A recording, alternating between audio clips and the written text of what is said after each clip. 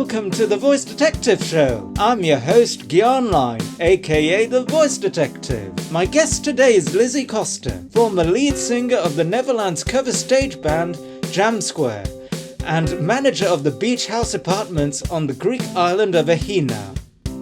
Welcome to the show. Hello, thank you. So, tell us a bit about how you got into singing and what the story behind you joining and becoming the lead singer of Jam Square.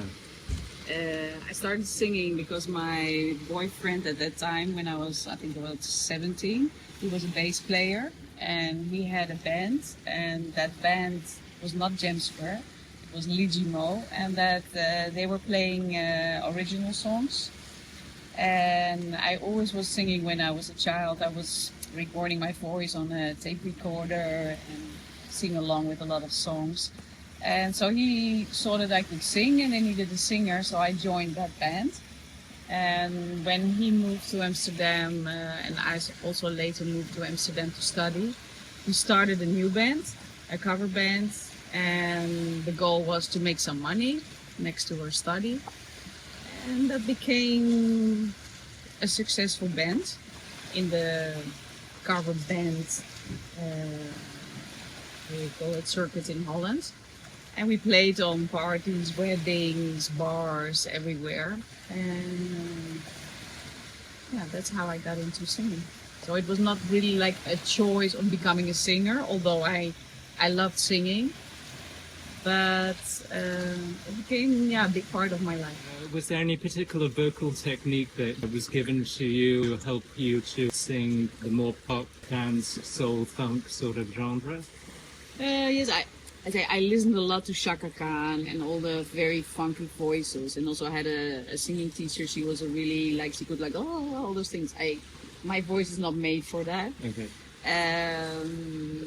But my singing teacher, what she learned to me is to ground yourself. Like when you sing high notes, you think that you ground your feet. And so you're not going although that's a tension that you normally have. And I had later I had a more classical singer teacher, so it was like a lot of exercises of warming up your voice and going to have a wide range for your voice. And also in the genre it was like the belting, like to do high voices, not to think whoa, but to scream it out. And that is, if you listen a lot to Chaka Khan, then you know what that is. But each voice is unique, and I think that's a tendency with a lot of singers they have, like you want to copy somebody.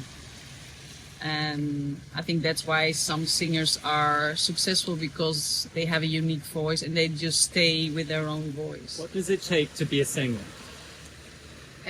Okay, first of all, you need to have some kind of voice, to have some rhythm.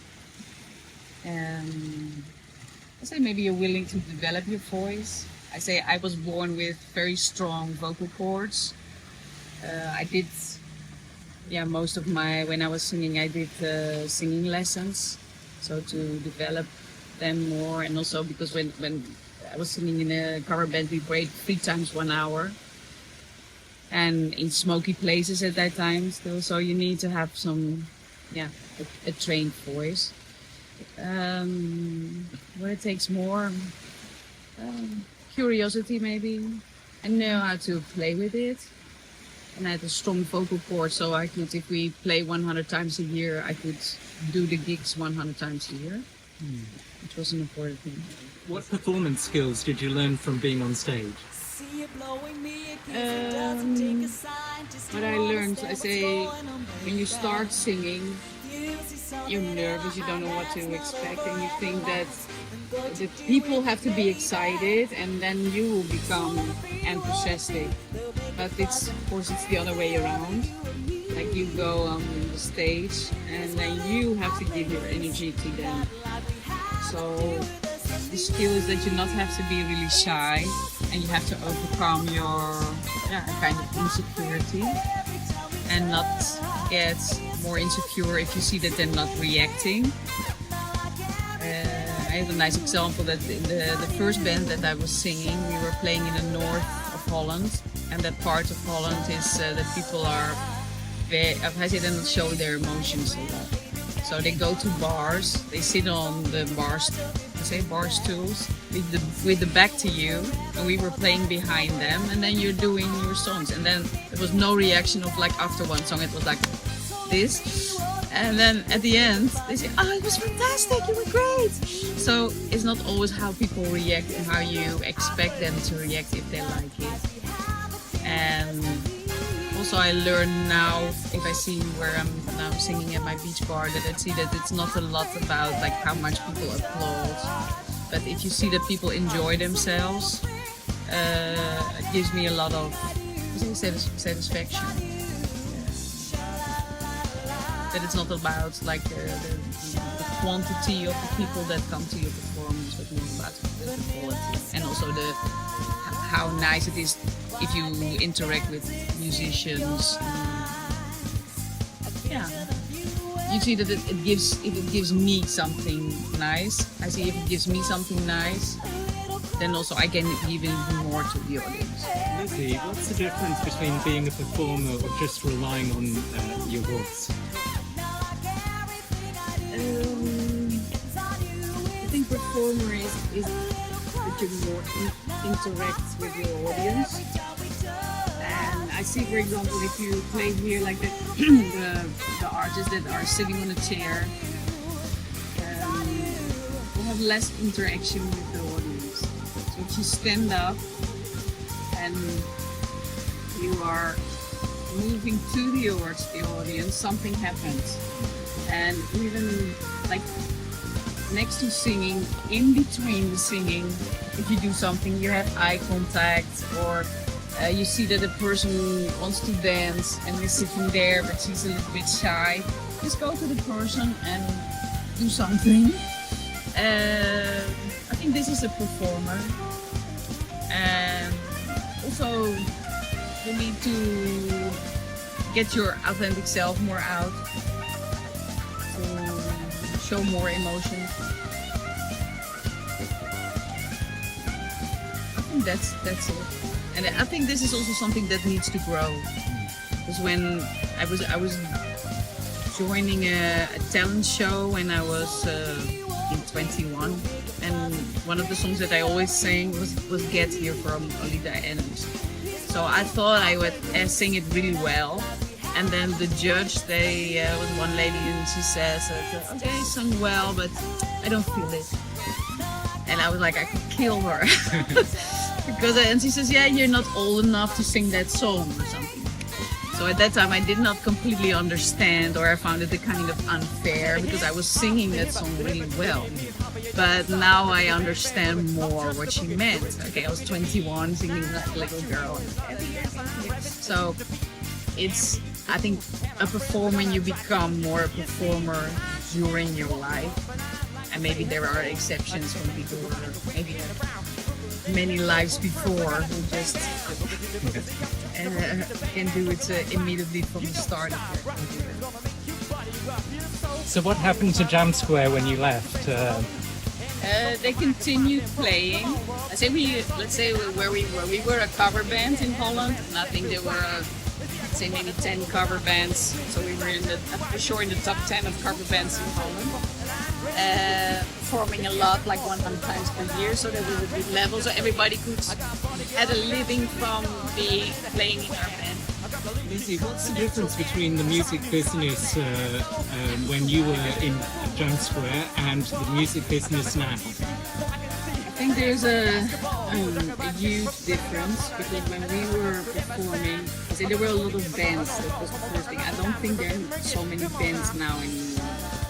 I think the talent show, they have completely changed the whole landscape. So there are more solo artists now. So I was just wondering, like, if at the time when I was performing and they were talent show, would I have joined one of those shows? Would I have tried? Probably I would have, and I would have even become disappointed. because I say it's also a kind of illusion, all those things. I have a lot of respect, I must say, for the people who join it, because I know how incredibly difficult it is to stand there, to perform at that moment, sing in tune, and perform, being judged. So I have a lot of respect for those, but there is also a kind of policy behind it, so it's not always fair.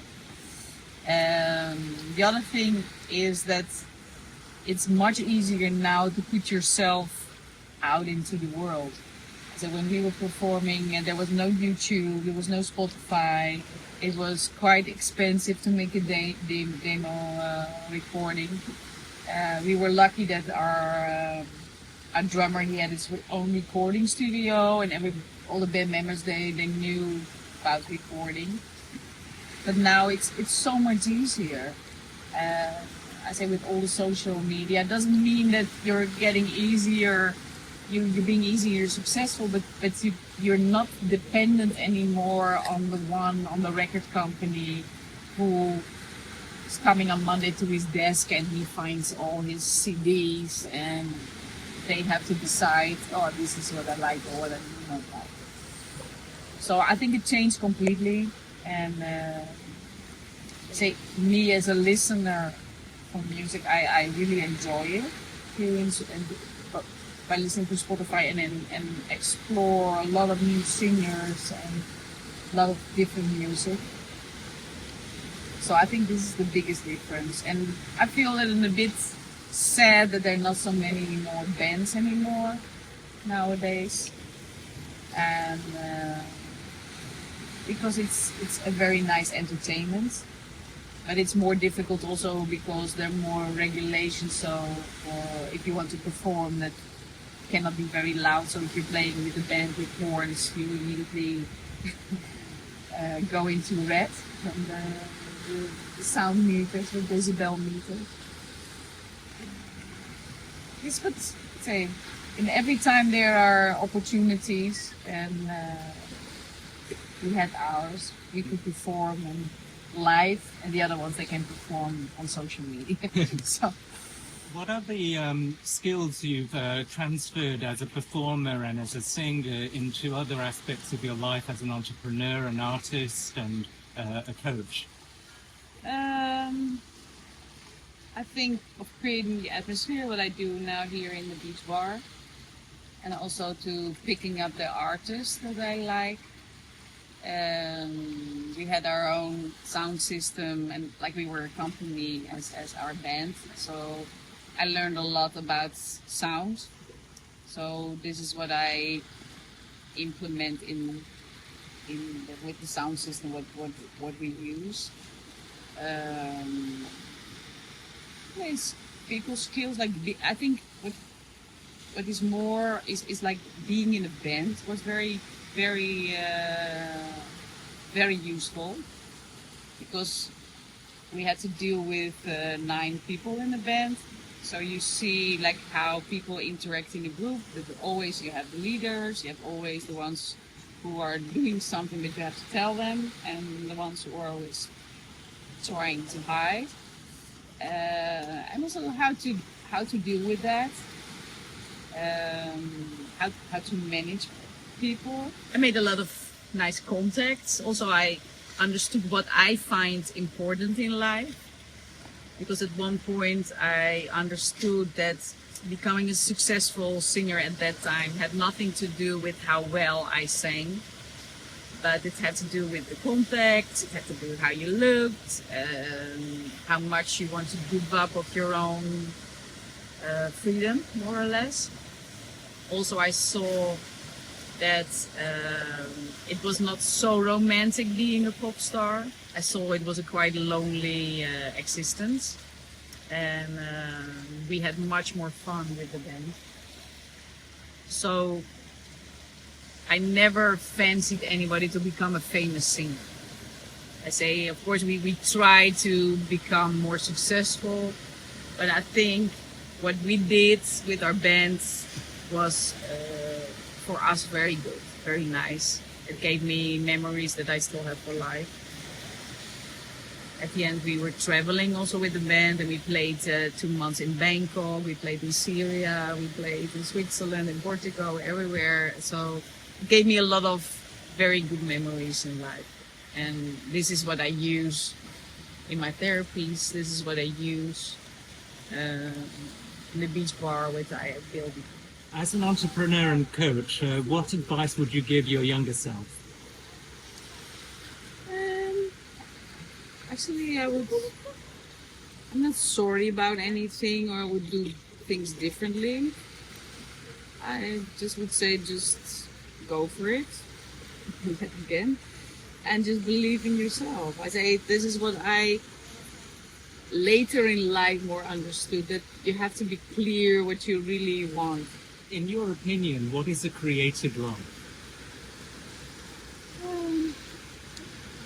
If you give expression your inner life.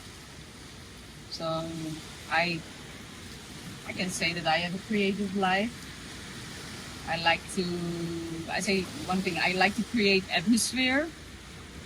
So I like to decorate my house. So this is what I was always doing, to make nice interiors in my house. But Creating collage. But it has to be in balance. That is the whole thing, and this is what I'm doing also in my therapies and in the coaching thing. And that's what I found, how we stay healthy. We have to be in balance. So you have to take care for what you put in your mouth. Deal with your old traumas, let it go. Take care, like with whom do you surround yourself. So be clear, what is your audience, and that I think that you can apply in every area of your life. Like be very clear, and be very clear like what takes your energy and what gives you energy. And so in general, I think that's maybe a law of the universe, that creativity gives you energy.